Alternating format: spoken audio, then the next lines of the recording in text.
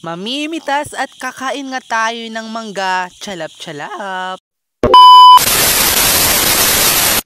What's up mga kalaon? It's me again, Adeline, for today's video. It's another day and another video. Unexpected, diba? So kung naboboring ka sa buhay ko, mas maboboring ka nga dito sa videong ito. Charis. So ayun na nga po, ngayong araw nga po ay pupunta nga po tayo sa bahay ni Lolo. At nakikita nyo din nga po talaga sa caption na kung ano nga po ang gagawin natin ngayon ay mamimitas nga po tayo at kakain po tayo ng mangga. Dahil matagal-tagal na din ko nga po talagang hindi ako nakakatikim ng mangga dahil nga po yung pag-uwi ko nga po dito, wala pa pong ganong bungay. Ngayon nga po talaga meron na. Kaya nga ay for the go, pipitas na nga tayo. Pipitas nga po kami ng mangga sa manggahan nga po ni Lolo sa papa ni Papa. Kasama ko nga po dito sila ate nga po dahil nga po nagkikrabing sa di nga po talaga si mama ng mangga. Kaya nga po ay sige for the go, pipitas po kami ng mangga. Nakaraan pa nga po talaga ako sa puerto nga po talaga nagkikrabings ng mangga. Talagang hindi ako kakain kung hindi ako makakain ng mangga. Ano yun? Naglilili? By the way, nakikita nyo naman nga po talaga mag-isa lang ako naglalakad. Talagang sino pa yung magiging kasama ko? Uy, nagalit yan? Hindi. By the way, nagsakay nga po talaga ng motor nga po sila ate at saka si kuya. Kaya nga po mag-isa lang ako naglalakad. Sabi ko nga talaga yung maglalakad lang ako dahil malapit-lapit lang din. Nasabasakan nga po talaga ako. Tignan nyo nga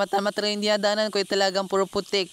Pero sanay din nga po talaga tayo magdumaan nga po sa mga ganitong daan. Talagang kahit nga po pumikit pa ako talaga dito, hindi talaga ako mahihilog dito. Noong bata pa lang nga po talaga ako talagang naghanap pa nga po talaga kami ito ng gagamba every gabi. Wala pa nga talaga yung ilaw. By the way, walang kukura. Fast forward tayo mga kapatid sa buhay ng social media ay akyatin na din nga po talaga natin itong puno na mamangga. Dahil hindi nga po siya mapitas nga po talaga sa sungkit-sungkit lang. Abay talagang for dago tayo sa pag-akyat mga te. Medyo nakakatakot lang nga po talaga, nakakapangindi nga po talaga sa tulad sa buong katawan. Kasi nga yung puno talaga na mangga talaga hindi nga siya maayos or hindi nga maganda yung pag-structure nga po talaga ng kanyang sanga. Kaya nga po nahihirapan akong umakyat. Fast forward tayo ulit ay by the way nga po. Matapos nga po naming pumitas ay bayan dito na din nga po talaga kami pauwi ng bahay. Naglakad na din nga po talaga kayo pauwi dahil nga po marami-rami na din inadalhin namin. Kaya nga po kailangan namin talaga maglakad lang. At yan na nga yung lahat nga po, yung bit ko nga po, yan na po yung lahat na aming napitas na mangga. Talagang may hinog naman nga po at may hindi pa pong gaanong hinog. Para nga po kung sino nga po talaga yung may gusto ng walang hinog at hindi pa hinog, ay yun nga yung kakainin niya. By the way nga guys, kwento ko lang guys. Kasi guys, yung bata pa po ako talaga, ito nga guys yung ginagawa ko guys pananghalian. Kasi nga diba